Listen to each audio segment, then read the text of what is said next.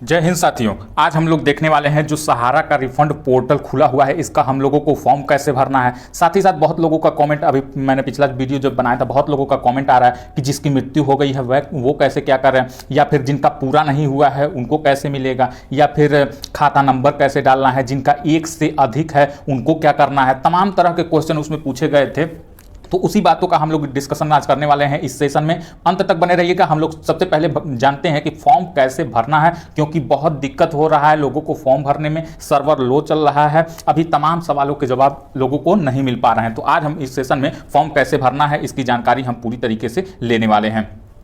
तो आइएगा शुरू करते हैं। सहारा रिफंड पोर्टल आवेदन करना शुरू हो गया है। अब समझ लीजिए कि ये एक ही बार भरने को मिल रहा है, इसीलिए गलती नहीं होना चाहिए।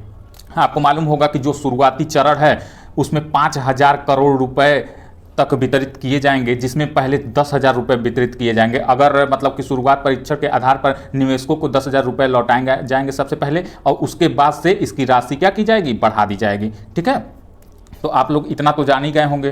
ठीक, लेकिन फॉर्म कैसे भरना है आइए हम लोग जानते हैं और सीखते हैं। ठीक है, सबसे पहले हम लोगों को क्रोम ब्राउज़र ओपन कर लेना है। अब क्रोम ब्राउज़र में हम लोगों को क्या सर्च करना है, सर्च करना है CRCS सहारा रिफंड। क्या सर्च करना है, CRCS सहारा रिफंड। आप लोगों को दिख रहा होगा। अब इसी को हम लोगों को सर्च करा लेना है। सर्च कराने पे कुछ ऐसा आप लोगों के सामने ओपन होकर के आएगा।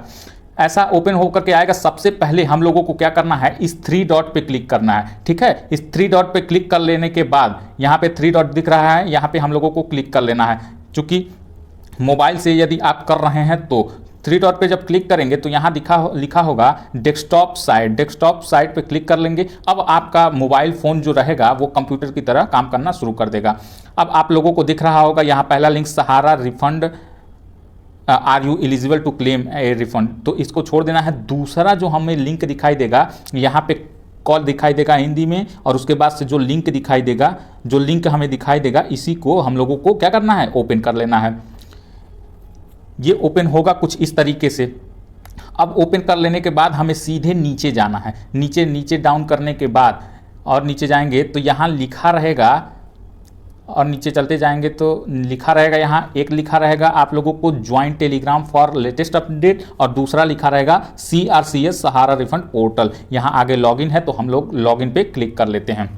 लॉगिन पे जैसे ही क्लिक करेंगे आप लोगों को मालूम होगा कि इसमें 6 कंपनियां हैं अलग अलग, तो उसमें केवल 4 ही कंपनी को ये दिया जा रहा है। और किनको किनको, Sahara credit cooperative society limited Lucknow, Saharayan universal multipurpose society limited Bhopal, Humara India credit cooperative society limited Kolkata, और चौथा Stars multipurpose cooperative society limited Hyderabad. इन 4 ही कंपनियों को इसमें मिल रहा है। तो अब हम समझते हैं कि कैसे इसमें लॉगिन करना है। पहला ही ऑप्शन आप लोगों के सामने आएगा, आधार नंबर और उससे जुड़ा मोबाइल नंबर। जिसके नाम से वो सहारा वो खुला हुआ है उसका आधार नंबर और आधार मोबाइल से लिंक होना चाहिए। सबसे बड़ी बात, आप लोगों को केवल आधार का 4 नंबर अंत का डालना है। ठीक है, तो यहाँ पे डाल के हम चेक करते हैं। यहाँ पे हमने डाल दिया है। अब यहाँ पे OTP हम प्राप्त करेंगे, और OTP जैसे ही आएगा वैसे ये OTP इसमें दर्ज करेंगे। उसके बाद से देखिए OTP आ गया है। OTP हमने दर्ज कर लिया है। अब यहाँ से OTP सत्यापित कर देंगे। OTP सत्यापित करने के बाद आप लोगों को दूसरा आधार डेटा उपयोग करने के लिए यहाँ पे कुछ आप लोगों को इन्फॉर्मेशन आएगा। इस इन्फॉर्मेशन को पढ़ लेना है। उसके बाद से इन्फॉर्मेशन पढ़ने के बाद नीचे करके पूरा इन्फॉर्मेशन अच्छे से पढ़ लेना है, और उसके बाद क्या करना है, अगर आप इससे सहमत हैं तो स्वीकार किया गया है, अगला पे क्लिक कर देंगे। ठीक है, अगला पे जैसे ही क्लिक करते हैं तो फिर आपको क्या करना है, एक बार आधार नंबर डालना है, और उसके बाद से OTP प्राप्त करेंगे यहाँ से, और OTP आएगा तो यहाँ पे डाल देंगे। ठीक है, तो आइए आधार नंबर डाल के देखते हैं। OTP प्राप्त करने के लिए लिख रहा है कि 2 मिनट आपको वेट करना पड़ेगा। ठीक है, तो आप जानते होंगे OTP जब आ जाएगा तो बहुत ही ध्यान से अगला चरण आप लोगों को भरना है, इसका दावा विवरण और प्रपत्र जनरेट करना है। अब यहाँ से इंपॉर्टेंट है, सुन लीजिए एक बात, जो भी आपके पास जितने भी प्रकार का है, कोई पर डे वाला खोला होगा 100 रुपये पर डे वाला, 50 रुपये पर डे वाला, ऐसे करके होगा। कोई फिक्स किया होगा कि मतलब कि हम 1 लाख फिक्स ही कर देते हैं, 2 लाख फिक्स ही कर देते हैं, ये वाला होगा। तो जितने भी प्रकार का आप लोगों के पास इस तरह का अकाउंट है, उस सबको क्या करना है, उस सबको एक एक करके भर देना है। उसमें कई सारे ऑप्शन आ रहे हैं भरने के लिए, ठीक है, तो इसको भर देना है। उसके बाद से जितना भी रसीद आपके पास है उसका अकाउंट से लेकर के सब कुछ रसीद को 3 MB से लेकर के केवल 3 MB में वो उसको भरना है। यहाँ पे दस्तावेज अपलोड करना है, PDF बना के 3 MB से अधिक नहीं होना चाहिए PDF। लेकिन अब समस्या ये है, किसी के पास 50 रसीद है तो किसी के पास 70 रसीद है, तो कैसे हो पाएगा, दस्तावेज कैसे 3 MB में अपलोड हो जाएगा। तो इसके लिए क्या करना है, अभी नहीं भरना है। इसके लिए जल्द ही सरकार नोटिफिकेशन अगला निकालेगी कि कैसे इसको क्या करना है। इसका लास्ट डेट तो है नहीं, तो आप लोग निश्चिंत रहिएगा, ठीक है, लास्ट डेट नहीं है, आप लोग निश्चिंत रहिएगा, ठीक। इसका सरकार कुछ न कुछ हल निकालेगी और समस्या का समाधान जरूर निकल के आएगा। इसीलिए एक ही बार भरने के लिए मिल रहा है। यहाँ पे ज्यों ही आप अंतिम पड़ाव पे करेंगे आपको एक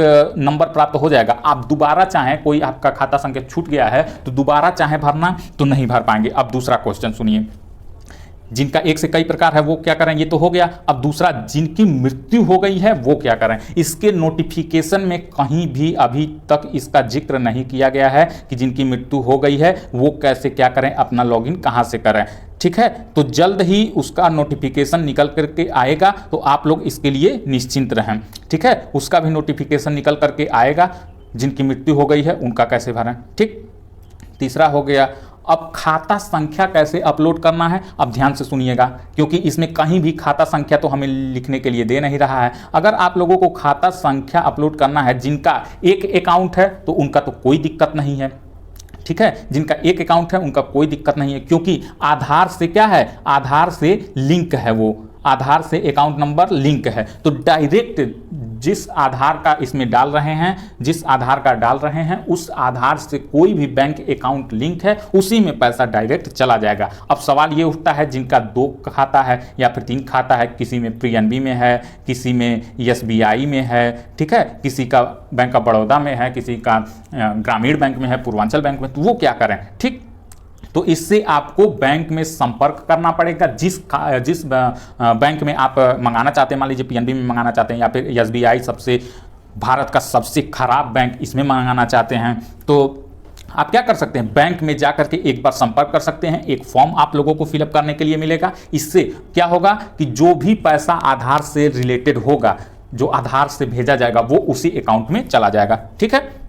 तो ये हो गई पूरी इंफॉर्मेशन कि कैसे क्या करना है। अब समझ में आ गया होगा स्टेप बाय स्टेप। बहुत ध्यान से दावा विवरण भरना है, प्रपत्र जनरेट करना है, दस्तावेज अपलोड करना है। मैं तो यही कहूँगा कि आप लोग थोड़ा दिन वेट कर लीजिए, क्योंकि अभी इसका लास्ट डेट नहीं है कोई भी। तो आराम से भरिए, जब पूरा सब कुछ क्लियर हो जाए तब इसको भरिए, ठीक है। तो आई होप पूरा आप लोग समझ गए होंगे। मिलते हैं अब हम नेक्स्ट सेशन में, तब तक के लिए धन्यवाद।